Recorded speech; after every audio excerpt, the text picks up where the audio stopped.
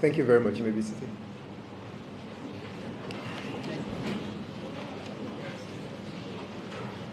And while I am on thanking persons, most importantly, I really want to thank our students and their parents as well for remaining focused during the past 7 years, really, to ensure that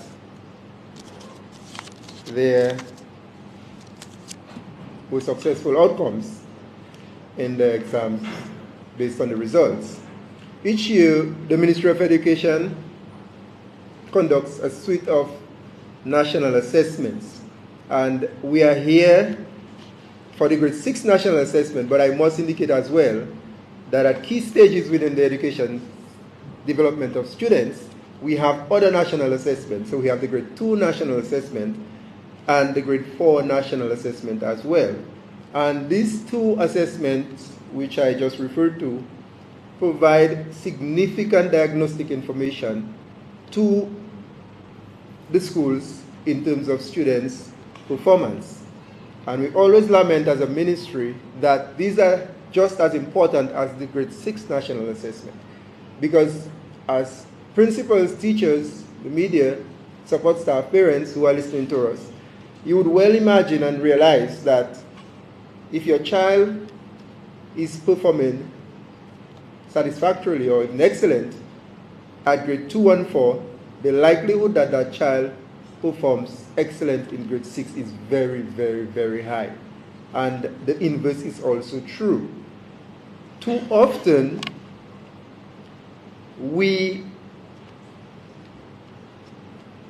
only place emphasis, and I say we, on the exit exams at the primary school, and sometimes it's too late. So I call on parents to show greater interest in the performance of students at the two critical key stages at grade 2 and grade 4, so that we can make better use of the results. But I also use this medium to call on our educators, our schools more specifically, to ensure that the results of those exams are used for the purposes for which they are intended, and that is to identify areas of challenge within the classroom with the students more specifically, and to put structures in place to mitigate those challenges so that at the exit of primary schools at the grade 6 level, our students will perform much better. You will well agree, as I said earlier, that success doesn't occur overnight.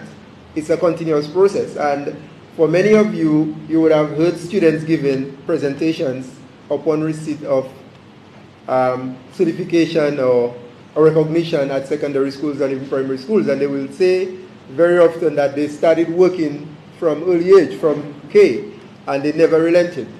And it shows that, and many of them will say, well, my siblings before were successful, and I use that as motivation for me to be successful as well. It shows that it's not a snapshot endeavor. It is continuous hard work.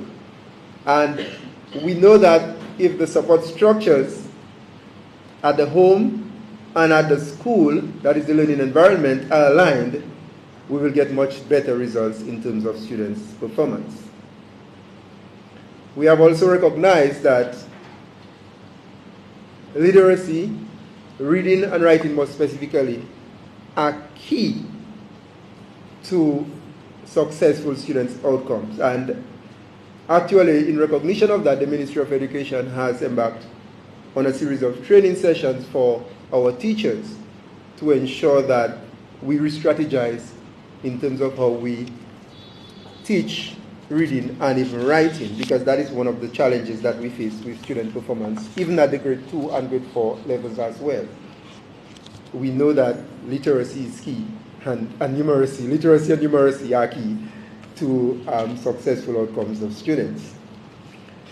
This year, in keeping with our goals for sustaining the infusion of technology within the classroom, we have sought to continue the rollout of our online administration of the examination, and we had 2 papers online. I must say that our students felt very comfortable with writing the exams online, and we know that many of us had fears as adults as to whether the students could pull it off, but we are confident in our students' resilience. And it is very important for us as a system, because invariably, at some point, even regionally, most if not all exams are going to be online, and we need to prepare our students for that. We are at an interesting juncture in the use of technology within the classroom, where students feel much more comfortable with a device than they do with a book. And there's nothing we can do about it. It is the future of education, and therefore, as a system, we have a responsibility to redirect our students' interest in technology. One where we can harness their productive capacities, their productive capabilities, and to make learning exciting for them. Because, believe it or not, technology within the classroom is here to stay. It's going to be long term. Therefore, the contents that we are to deliver within the classroom and at home as well need to be at the level of interest that students enjoy when they surf the internet. Because many of us as educators, as parents, we have a lot of difficulty in getting students out of the computers, out of their iPads or their cell phones or the tablets, whatever they use, because the information is so addictive for them, whatever they're interfacing with. Sometimes we don't even understand as adults what they're contending with. We are comforted as a system that we have a cadre of excellent teachers, supervisors, and support staff. And we are ready and willing to work with our stakeholders. I must say that our stakeholders, predominantly our parents, guardians, and other community persons, have been working very well with us, with the Ministry of Education, and we thank them for that. The media we also want to thank for the work that they have done in working with the ministry.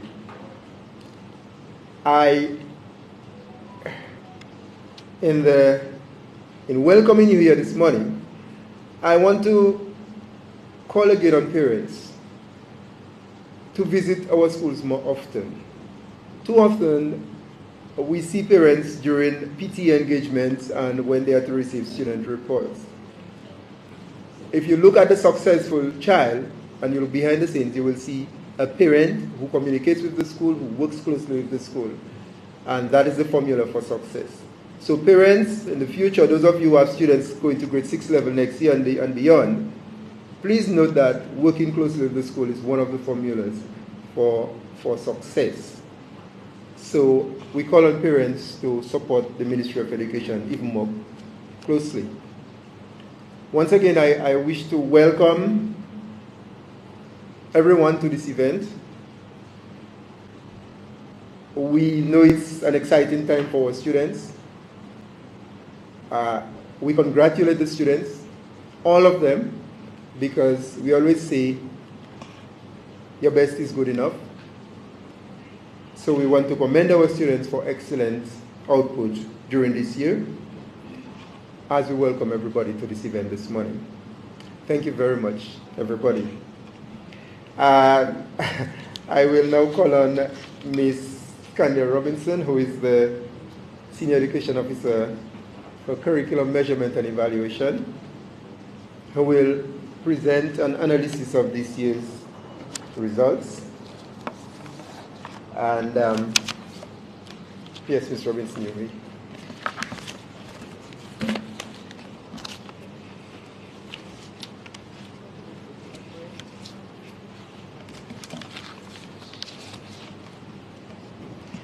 Good morning, everybody. Let us recognize the presence of the Honorable Minister for Education, Human Resource Planning, Vocational Training, and National Excellence, Mrs. Octavia Alfred, Secretary to the Cabinet and Acting Permanent Secretary, Ms. Karen Prevost, Assistant Chief Education Officer, Senior Planning Officer, Senior Education Officer for Secondary Schools, Senior Program Officer or Measurement Officer, CXC Local Registrar, the District Education Officers, Coordinator for Early Childhood and Curriculum Officers, Learning Support Staff, Guidance Counselors, or the administrative, technical, and support staff of the Ministry of Education, principals and of primary and secondary schools, the media, and those of us who are listening. Good morning, everybody.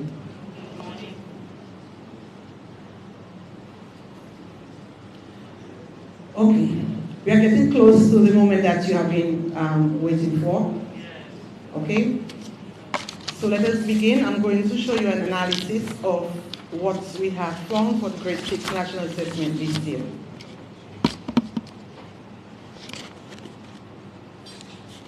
Okay, this year we had 860 students who started the Grade 6 National Assessment. As you can see, the majority of them came from the Western District, with 101 from the Eastern District, 197 from the Northern District, and 142 from the Southern District. Now, this part is very important. I know most of you say that, you want to hear the results, but it's important that you understand what this slide is saying. Before we present any results, we go through what is known as error checking. So, for example, we use what is known as a scatter plot. Okay, now you will see a little black circle here. All the dots represent every single candidate. When we click on the dots in the software, it does not give us the name, but it gives us the number, the child's candidate number, which we do not know who the child is. But in clicking, why would I look at these dots? I'm looking at this dot because if you look at the bottom, it says language total. So it means that the child got about 65%. However, if you look at the vertical line, it seems as if the child got 10 out of 60 questions. So if a child gets 65% or 65 out of 100 for language and 10 out of 60 for maths, the next thing that you will have to do is to get one of the administrative assistants to pull out that paper, manually correct it to see whether or not it's an error or not. We also have to look at the child's name on it. This time they look at the child's name because sometimes what happens is some students shade the wrong number. They know their name, but sometimes they shade the wrong number. They may write the right candidate number, but they shade wrongly. So then in a situation like that, we go back to check. Okay, so that is one way in which we check the student's grades. Another way is we normally ask the primary schools to send in their order of merit. All schools do a mock exam and they give us the order of merit. So based on their order of merit, again, I can look at the child's mock exam to determine whether or not the child is very weak in maths. Okay, and that is something that we use. Okay, and then as we said, for those who did it online, a manual review of the exam will be looked at if it looks as if there's an error in the mark or in the score. So all this is done before we produce the results. All right. So language 1, LA1 means language paper 1, LA2 composition, M is maths, SI is science obviously, and SOC is social studies. And we have a comparison from 2022 to 2023. And if you notice, and this here is done by gender, but if you notice, okay, so for example, in 2022, I'm just using an example here, 39 students got about 39, the average is 39 out of 60 in their multiple choice in 2022. And in 2023, it's 39, same thing. But what you'll notice is that through all the subjects, there was a slight improvement in the raw scores, except in the LA2, which is the writing. And as Dr. Bless said, we observed that decrease in the grade 2 national assessment when it was done in September, as well as the grade 4 national assessment. And we have, as a ministry, put some procedures and practices, well not practice, but procedures in place to ensure that we address this in the coming school year.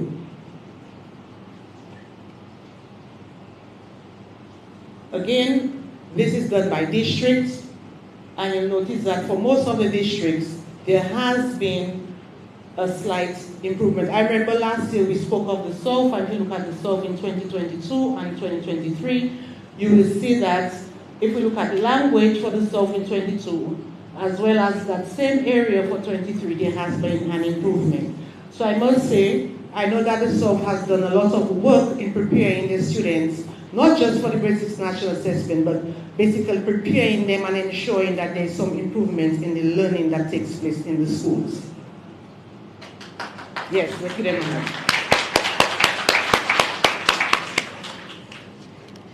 Okay, so again, the only area that you have a decrease is in writing, all right? But you look at maths, on average, they would get 28 out of 60. This year, they got 33 out of 60. For social studies, 23 out of 50. This year, 25. That's an average of all the students. Last year, 26, which the science was, they did very well in the science. Last year, 26 out of 50. On average, this year, 30 out of 50. Okay?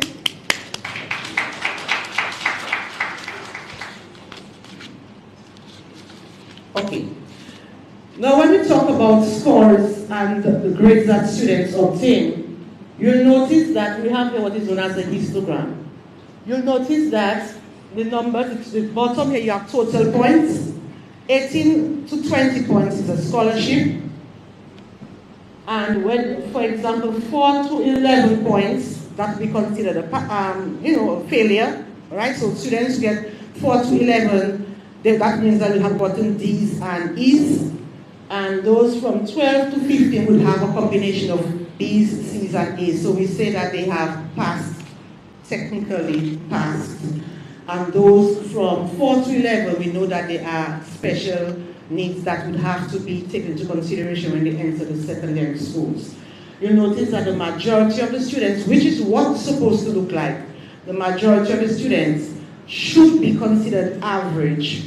Okay, so from 12 to 15 will be considered average, and 16 to 20 will be considered students who produce exceptionally good results. But as you look at it, you can see that almost the numbers of persons who would say that would be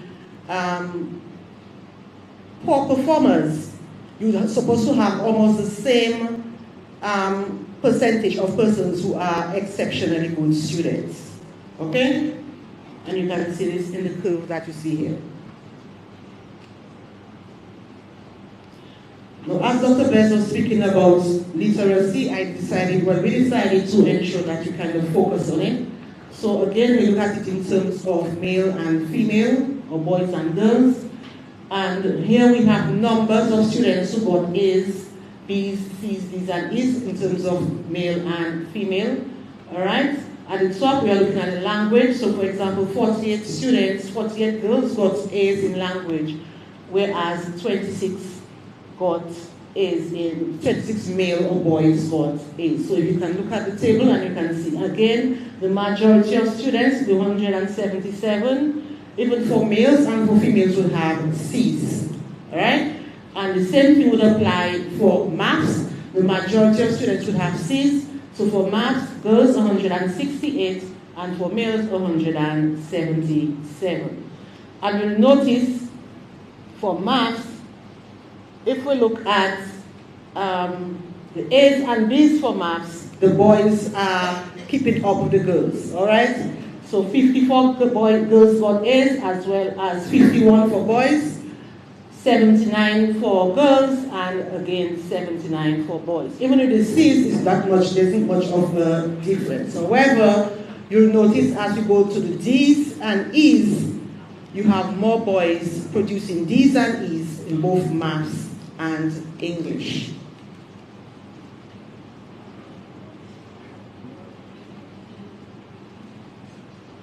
overall. These are the percentage of students who underperformed, those who produced D's and E's or take D's and E's, about 12% of the girls, 23.8% for boys, 12.69 for girls in paper 2, that's the composition, 24.73 for boys. And as we go on, we realize that when we look at underperformance, more boys are underperforming than girls, and this is something that we have been saying year after year after year. And we have been trying with different strategies to ensure that this disparity is decreased. Okay, we are coming almost to the end, but then obviously our Honorable Minister needs to speak. But before she does that, let us just look at what constitutes 18 to 20 points for a scholarship and 16 to 17 points for a bursary. 4 A's, because each an A is 5 points, so 4 A's is 20 points. 3 A's and a B is 4 points, so that will give us 19 points. 2 A's, 2 B's, or 3 A's and a C will give us 18 points. So any student with these grades would get a scholarship. For bursaries, you can see an A and 3 B's, 2 A's, a B and a C, 3 A's and a D, an A, 2 B's and a C, 2 A's, 2 C's, 4 B's, 3 A's and an E. Now most times we don't get that. So for example, if we see 3 A's and an E, we will query it even before it goes out. We will query it. The possibility, if it is true, it means that the child may have been sick or something happened. But again, we will have gotten that information from the supervisors when they write off their reports to us at the end of the grade 6 national assessment. But we hardly ever see 3 A's and an E. Okay? Okay, and here we just have a distribution of the scholarships. So we had in total 79 scholarships. That is 79 students scored between 18 to 20 points. And the orange shows the girls, the dark, the one in the middle shows the boys, and the brown shows everybody. So for example, for 20 points, you had 15 girls and 5 boys who got 20 points. It means that they got all A's. For 19 points, 12 girls and 11 boys. And for 18 points, 21 girls and 15 boys. And I must say, even here we are saying that boys are underachieving, but I must say they produced, especially for the scholarships and the bursaries, they did comparatively as well as the girls. And that is shown in the next slide when we look at the bursaries. The boys said, Okay, so 29 boys, 29 girls, 20 boys, 20 girls. So basically, yes, we had 98 bursaries, half for boys and half for girls. So give them a hand, please. And I do not want to take much of your time. So let us just look at the schools that were considered top in the grade 6 national assessment. It does not mean that their students are in the top 5. It just means that generally in the classroom, the students did well, that there were very few D's and E's. Okay, we consider average to be 300 points, so anything above 300 points means that the students produced A's, B's, and C's, all right? So you may have a school here who may not have any scholarships, but the students may have B's, or B's and C's. And I must say that you still need to give them a round of applause because it means that they are going to be very good. So you have Pioneer Prep, Lighthouse Christian Academy, Convent Prep, Jubla Primary, Atkinson Primary, Christian Union Primary, Dennis Primary, I'm happy to see that, Ebenezer SDA, Savon Pike Primary, Baroness Patricia Scotland, and St. Martin Primary. And you can see that it doesn't matter what the size of the class is, it's as long as effective teaching and learning is taking place in the classroom. Okay? Now I will stop here for the moment so that the Honorable Minister can address you, and then we will produce the rest of the slides after she's done.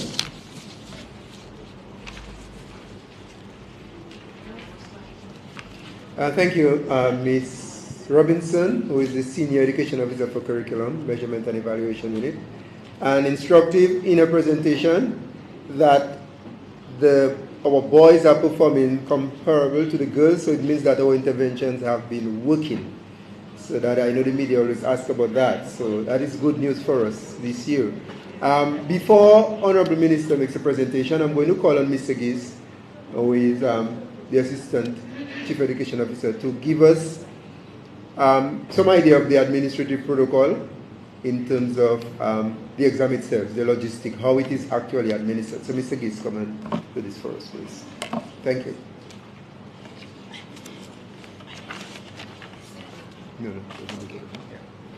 Okay, good morning, everyone. And I'm hoping that this is the last time you will hear me presenting anything on the Grade 6 National Assessment. But yeah, I think the unit did an excellent job this year. Just to give a little overview of the test development process from the actual development, administration, analysis, and presentation of the results. This year, well, every year, the exams, the items, the test items actually submitted by the actual classroom teachers. We take these questions, we get over 100 questions, over 140 questions every year. We put these, we select from those, put a test together, so we put 4 different tests together. These are piloted at the secondary school, so not with the students who are actually doing the exam. This is analyzed, refined, and then we produce a final exam paper. Now, once we are ready, the exams are administered at the schools. This year, because the 2 officers had vested interest in the exam, like I did on 2 previous occasions, they were not allowed anywhere near the exam. So Miss Robinson and Mrs. Actually, 2 Robinsons. No, Miss Robin and Miss Robinson. Yeah, Robinson. Yeah, so Miss Robin and Miss Robinson, because they had vested interest in the exams, they were not allowed anywhere near the exams. Like I said in my, I went through that twice. So the exam was developed by a team. The marking was also done by me and my team. Again, they could not be involved in the exam. Now, once we have done the marking, the scores have been, we have gotten the scores for every student. Up to this point, when we have produced the scores, the raw scores, we don't see students' names. We have no idea which paper we are marking. We have no idea which score. All we see is the candidate number. Once that is done, once I have those scores, it is the raw file, the raw scores. I have it on one system. The Senior Education Officer for Curriculum also have that data. We both analyze independently. So one person does it and the other person does it. We never see each other. We never speak to each other during that process. Once we are satisfied that we have the final scores and it is correct, we meet and we match our scores. We make sure that at least the first 250 students are at the same level. So our scores, our standardized scores for the first 250 students at least must be the same. Once that is done, and we are satisfied that the list is correct, we now match the numbers to the names. So that's the first time we see who scores whatever. This list, those 2 lists, only remain with 2 people. So nobody else sees that list. Not the chief, not the minister, not the prime minister, not the APSET, not the PS. Nobody sees that list except the two people who did the analysis. This year it was Ms. Robinson and myself. After this is done, we submit a cabinet paper, a paper to the PS, who will submit a cabinet paper, and on this paper it says the number of scholarships, based on the analysis, the number of scholarships and the number of bursaries that, that would be awarded. And then we wait for the minister to tell us we can go ahead and release the results. So up to this point, up to today, I don't think anybody has seen the results except Ms. Robinson and myself. So when the minister presents the results, everybody will get the results. But as of now, this is the process for the administration and analysis of the Grade 6 National Assessment.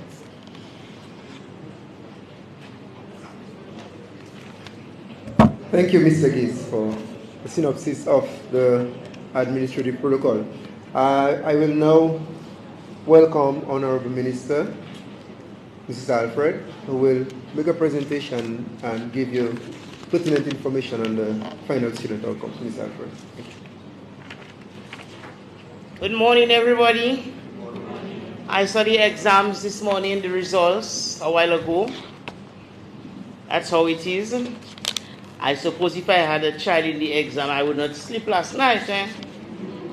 I want to say to us this morning that we should not be afraid of online exams, because we have seen that the children did better in the science, because I guess with all those pictures, you know, the pictures come alive on the computer instead of on the paper, so that is good. I would also like to say that we still need to find ways to increase those A's and those B's and decrease the D's and the E's. Having said that, I will also say last year, it was the 8th of July, we were here releasing Grade 6 National Assessment results, and here we are again today on July 3rd. On July 3rd, last year it was the 8th, this is the 3rd, and I say how quickly a year can run by. Let me recognize the presence of our Chief Education, no, who first? Of our Cabinet Secretary, who is also, I will add, the Acting Permanent Secretary in the Ministry of Education. So for some people are saying we haven't got PSs, for your information, this is the Acting Permanent Secretary in the Ministry of Education. Dr. Blaise is the Chief Education Officer acting. Ms. Robinson, Head of the Curriculum Unit. I want to acknowledge all other ministers. Mr. Gies, I will acknowledge Mr. Gies, the Assistant Chief, and all other officers from the Ministry of Education. That's good. All other officers, all of you, because we have to call everybody one by one. Those children will die before they hear that result. I also want to acknowledge the presence of our principals and those who are representing their schools, the media, everybody, good morning. The Ministry of Education extends warmest congratulations to all students who wrote the Grade 6 National Assessment as you prepare your transition onto secondary school. Your efforts have been recognized and appreciated by your school, your teachers, and indeed your parents and guardians. I want to thank all principals, teachers, parents, and guardians for your remarkable efforts in ensuring that our students remain focused on their learning. This reinforces the idea that all partners must work together to ensure that every child succeeds. Let us continue to give it our very best. We have indicated repeatedly that parental interest and support are essential elements of student success. The school is just one avenue for learning. We must recognize the home should be an equally ideal learning environment. As you are aware, in the past year, we have effected a number of new teacher appointments to the service And we pledge to continue this trend as we reward our teachers with permanent appointments for their hard work and dedication to the profession. I urge our teachers to remain steadfast in your duties as we do our best to create the right opportunities for you. And as you aim to give value for your money, we must see the difference in the performance of our students, not only in the grades, but also in their deportment and general attitude. Our schools must teach our students healthy self-management skills, especially as it pertains to rest, exercise, and eating well. How to resolve conflicts peacefully, how to make informed decisions, communicate and negotiate, how to have strong interpersonal relationship skills. We need to teach our children patriotism, nationhood, and what it is to be a good citizen. As we go into the process of education reform, we expect changes to be made to the Grade 6 National Assessment. We cannot continue to put our children under that level of stress at the end of their primary school. I know from experience that if we start to pay attention, special attention to our children from pre-K, and if we continue to be involved in their school life, they excel naturally. I have 3 children. All 3 children got scholarship at Cassibus Primary School. They still went to garden, they still bathe in river, they still had sports. And because sometimes I shiver when I listen to the testimonials of students who excel. So much pressure and stress. You hear little people talking about sleepless nights. And all you can get is, the highest you can get is 4 A's, is a scholarship. Sleepless nights, lessons before school, lessons after school, lessons on Saturday. It concerns me that we need to be reviewing what we are doing so children can take this assessment with less pressure. We have witnessed over the years that parental interest is at its peak 2 periods during students' primary school life, namely, upon entry to primary school. All parents by school, fixing chairs, wiping table, they want to know the teacher, they want curriculum. Some of them, they don't even say the curriculum. They think they're teaching them their teacher. What are you going to teach them for this term? Give it to me. Show it to... They're excited. And the next time you see them is in grade 6. So we strongly believe that if the level of parental interest at these periods, that you have the same interest all through the child's school life, we are confident that we would witness a significant improvement in students' performance. Our experiences during the COVID-19 pandemic taught us that we should always ensure that technology continue to play a central role in student learning and assessment. I want to reassure the public that the Ministry of Education has taken steps to guarantee that technology remains in the heart of classrooms instructions. It was COVID, we don't know what next. According to what happened next, we do not want to go back to pre-COVID time. Therefore, we encourage our schools to continue to utilize the Google Classroom platform to engage students in classwork and to complete assignments at home. We are especially proud of our students and our schools which have improved in performance over the years, because it's wonderful to recognize improvement just as it is to recognize excellence. As ministry, we continue to pledge our support for schools in order to improve performance standard. This year's results have again proven that reading is fundamental to student success at any exam. Truth is, this is another thing that frightens me. I'm almost at the point of saying nobody reads. And as for newspaper self, once upon a time, people used to walk around with novels, and people used to harass people, when you're going to finish with the book so I can get it. And people used to exchange books. And now people read course material. You do study in a program at UE, not true? You do not UE, so you read a piece of thing on some psychologist for your assignment, but people do not read for pleasure as they did before. So this is not just a concern at school level, it could be something that's not part of the household and it is trickling on to our children. So let us get back into the habits of reading. Because our data shows that students who are competent in reading after the 3 years of primary school, they do much better at all assessments. This is important because I know from experience that if a child gets to 8 years and they have not mastered some reading skills, we need a special program for that child. So let us start to ensure that we too, as adults, let children see us reading so that they can think it's in their mind is something, oh, that's a good thing, I need to learn to read. Or tell them a story from a book so that they want to pick it up and do it themselves. Let us get back to our reading habits.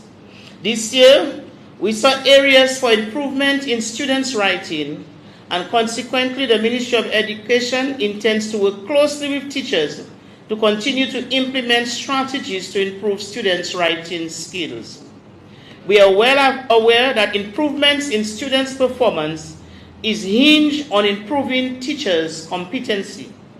Subsequently, the supervision and support staff of the ministry will continue to support classroom teachers in improving the quality of delivery. Additionally, we will continue to support our teachers' pursuit in continuous professional development locally, regionally, and internationally. Every time I turn, I think, can I turn into the results? But no. I extend special thanks to the staff of the Ministry of Education for a job well done. Thanks to the Senior Education Officer for Curriculum, Measurement and Evaluation, Ms. Candia Robinson, for her tireless efforts at ensuring that the examinations were successfully administered. I also extend gratitude to Mr. Gies for technical inputs in preparation of the exams, and to the leadership of the Ministry of Education, Dr. Blaise and the rest. We value your efforts at ensuring efficiency in management in the education system. Thanks also to our teachers and principals who played their role in making the administration of the exams a success as usual. The Ministry of Education will continue providing students who excel with scholarship and bursaries, as well as assistance for students under the textbook scheme, transportation scheme, school transfer grants, uniform allowance, and other forms of assistance from the Education Trust Fund. On this note, I now turn to the results. Yes. I want to go through how many students wrote an A's and B's, because you want me to do that now? I will present the top performers at the 2023 Grade 6 National Assessment. The top performers in the 2023 examinations are Larissa L. Hernandez Fadul from the St. Martin's Primary School, 4 A's. All of the names that you will hear, they received straight A's. Brittany Lewis, Convent Prep, 4 A's. Jazara Lewis, St. Martin's Primary, 4 A's. Neil McPherson, Pioneer Primary, 4 A's. And Hannah A. Bully, Ebenezer 7th Day School, 4 A's. The Ministry of Education remains committed to this mandate to provide all citizens with quality education in keeping with our vision, every learner succeeds. On this note, I wish to again congratulate our top performing students and schools this year, and I wish you a good rest. This summer, make sure every week you take a little me time. Make your happy corner, choose your favorite colors, and take a little me time, because September is waiting for us to start running again as we seek to do better as a ministry. God bless you. Jesus love you, and I love you too. Good morning. But we're not through now. Now we are going to call all the names of the scholarships. But you like that, then?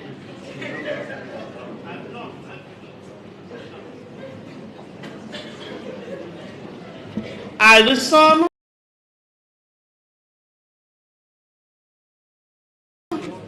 And my PS will help me to do some. Schools and not in order of grades. Okay? In order of schools. From Cassibus Primary, we have Jonella Carbon. Christian Union Primary, Joel Etienne, Shu Francis, Ren Sebastian.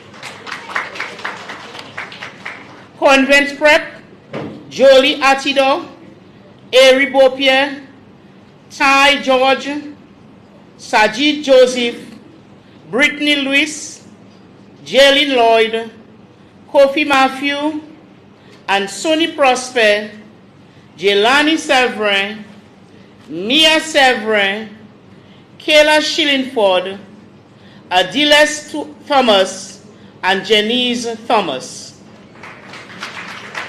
Holy Street Primary, Prayer Paul. Daly's Primary, Shania Simon.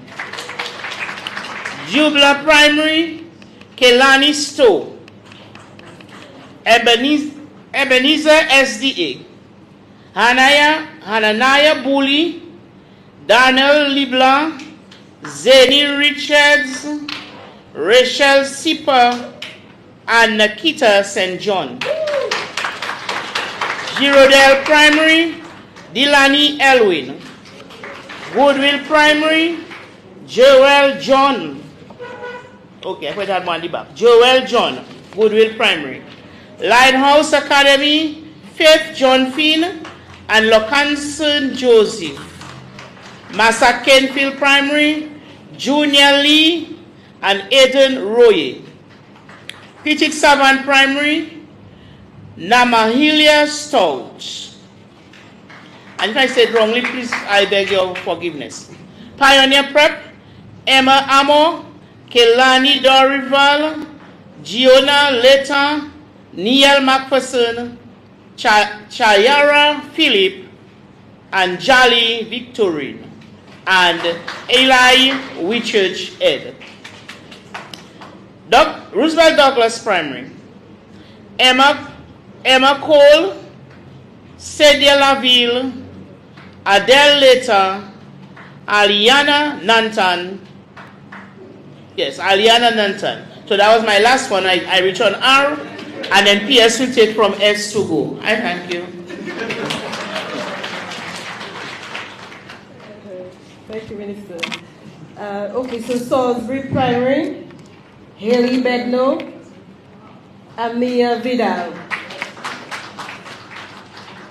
Sally Bear, Kellan Sanford. Sufria Primary, Sajani Alexander. And from St. John's Primary, we have Edric Augustine, Denzel Bell, Verlon Roy, Verlon Boye, Essa Daniel, Kamaya Gordon, Yariel Peter, Shania Philip, St. John's Primary. St. Luke's Primary, Richard Grubby, Akio Grell, Jarius Hippolyte, Dajani Mayers, and Taya Peltier, St. Luke's Primary. St. Martin Primary, Linnea Atido, Brianna Briggs, Cassidy Dover, Serena Dow, Kelissa Gregoire, Abby Hamlet, Larissa Hernandez Fadu, Desiree Joseph, Brielle Lafleur, Jazara Luis, Jardine Robinson,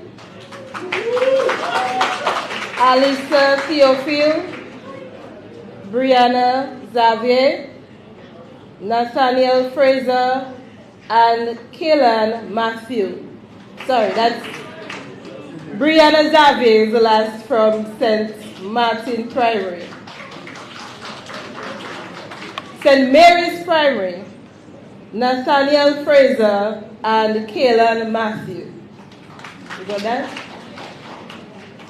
Tetmon Primary, Jade Frank and Kenan Loda. Western District SDA Primary, Shania Dinard.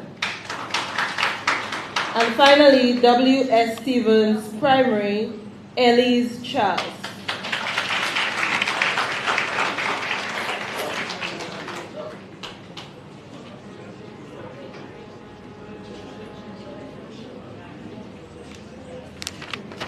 Thank you to the Honorable Minister, Mrs. Alfred, and our Acting Permanent Secretary and Cabinet Secretary to the Cabinet, Ms. Prevost, for your presentations. We have two other items. One is the question and answer segment, which will give the media a few minutes to pose any questions that there may be. And at some point subsequent to the program, we would like yes, okay, so let's do the question and answer segment.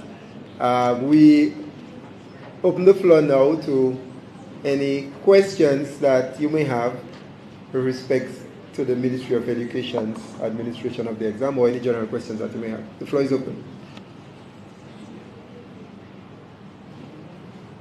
Good morning, everyone. I'm Nathaniel Durant from Kyrie Radio. And Ms. Robinson, the presentation, she mentioned on the performance of boys as compared to girls over the years. But this year's results, especially in the scholarship, they recognize that the boys performed as well as girls, were better. And correct me if I'm wrong, but my question to you is, how will the Ministry of Education go about correcting this? First of all, to identify why is it that girls are outperforming boys, and what can be done to work with the boys in the system in improving their performance in these exams? Thank you. Yeah. Thank you for your item. Yes, and over the years it was more acute than the previous years. This year, as we indicated just a moment ago, we are seeing some progress in that regard. But it's a very complicated phenomenon. The performance of the gender-related performance and gender gaps in performance is not restricted only to Dominica. It is a phenomenon pretty much in this part of the world where girls do outperform boys in certain examinations. Although it is pretty much restricted to general performance, because when you look at the top performers, even at CSEC level, the boys are really, really doing well at the top tier. So it really is just related to general performance. There are a number of factors which may influence gender-related performance. And some time ago, last couple of years, the Ministry of Education sanctioned a task force which would look a little deeper into the phenomenon, because you need to speak to, first of all, different stakeholders to get a better appreciation of the challenge. So the students will have their own perspectives. What are the likes of boys as opposed to the likes of girls? When you look in the classroom, who are the persons who are teachers? And how does that filter in terms of a conscious effort by the teaching staff to differentiate appropriately? Because, for instance, a simple example, you are teaching in a classroom and you have a co-ed classroom, boys and girls together. And the examples that you use to work through a problem can have an impact on students' appreciation of the task and their response to the task. So if you perpetually use examples that favor girls, implicitly, and it's not deliberate, they just happen as a natural thing, then you may find that the boys may not get as much involved in terms of the task. And sometimes we talk about equity and so on, and that is more, an intellectual discussion. But certainly that has a factor. So again, when we recruit staff, we try our best to have a good balance but it's not always possible, so you'll realize that most of our teaching staff are women. We try our best to reach out to the males, but again, it's cyclical, because if the challenge persists and our boys are not, at the terminal and at CSEC and so on, and even in university, if you look at the persons who go to study, generally speaking, then you find that you have a reduced pool of persons to choose from in terms of human resource. So that is indeed a challenge. In terms of the text that the students use, recently we had to sanction some of the publishers in terms of what is in the text, because implicitly you might find a textbook have a certain level of bias that you might see. For instance, a common one we used over the years, where you had one of the textbook, as it was looking at a science project, and was looking at the girls and the boys planting a tomato or whatever, cucumber, whatever plant. And they're saying that the text had the girl is taking care of her plant and it is thriving and so on, and the boy, and that is K at kindergarten level, and the boy is not attending to his plant and the plant will die. How do you, when a child comes into school and that's the first experience that the girl is more disciplined than the boy, then, and the text is perpetuating that, then you can see what's going to happen downstream. So even in terms of the home, how do we, the boys, the parents may tell the girls, well, go to your book, go and study something, and the boys may have to run the errand. And there are a number of factors that perpetuate the gender considerations. And we are well aware of that. We are conducting a study now which will include the perspectives of various stakeholders to see how we can have a better appreciation for the challenge. But it's not something that you can just put structures in place for. You have to understand the phenomenon before you do a lot. We have fortunately been retraining our staff, particularly with reference to the delivery in the classroom, the sensitivity and differentiation. And I think that has paid off in terms of what you're seeing there over the last couple of years. You would have seen it's not an overnight, you will not make overnight gains. It is a gradual process of improvement, and we have seen the improvement. So we are hoping that we're going to continue building on that improvement. So in the next 2-3 years, we will have, pretty much at every level, the boys competing, equitably with the girls. Thank you for the question anyway. Any other questions?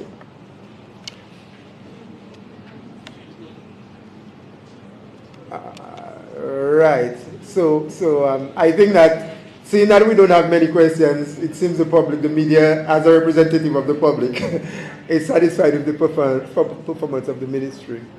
The principals, please know that your results are available, and so you'll collect them on your way to at the end of the function.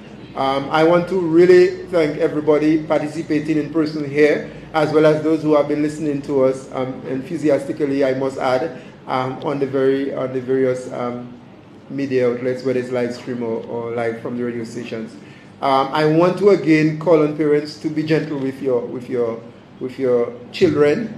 As we often say, if they give it their best shot, that's good enough.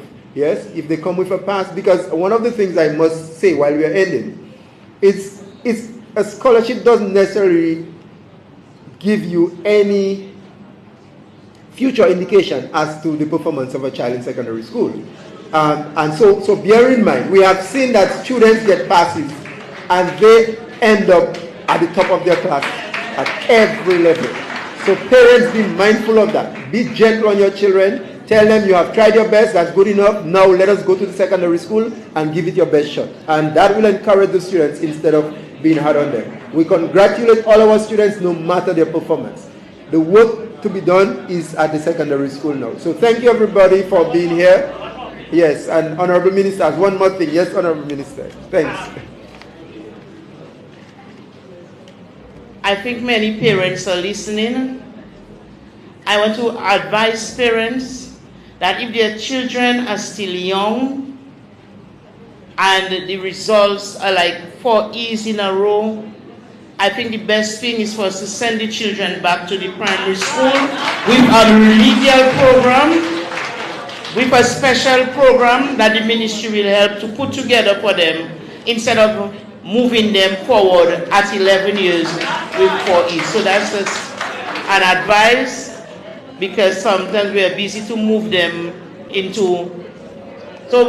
But the first option is always to the parents, but the advice is better they repeat grade 6 and beef up their performance than moving on with 4 E's. Thank you.